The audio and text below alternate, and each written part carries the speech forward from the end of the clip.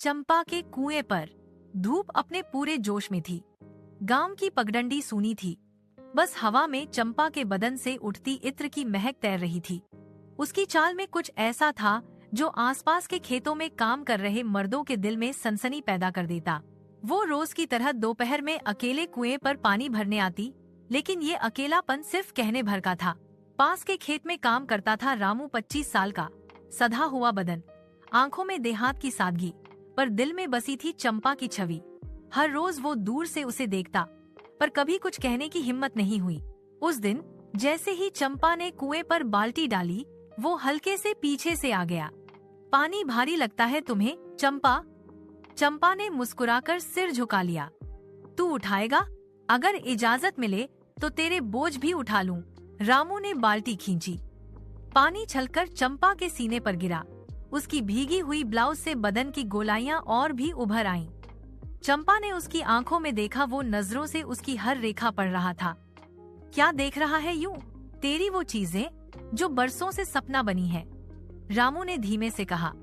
चंपा ने इशारा किया और दोनों कुएं के पास वाले पीपल के पेड़ के पीछे चले गए। हवा अब भी चल रही थी, पर बदन में गर्मी पिघल रही थी।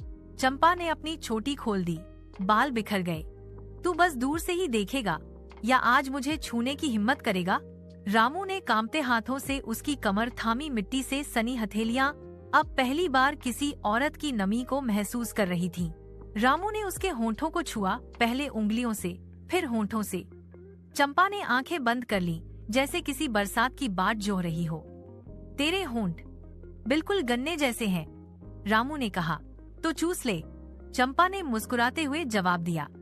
उनका चुंबन गहरा, लंबा और भूख से भरा था। उसके बाद कोई शब्द नहीं बोले गए, सिर्फ देह की भाषा थी और रूह की सिहरन। चंपा ने अपना आंचल गिरा दिया। रामू ने उसकी पीठ पर हाथ फेरा और धीरे से उसकी चुनरी को हटाया। हर अंग अब खुले आसमान के नीचे था, पर शर्म नहीं थी, सिर्फ अपनापन था।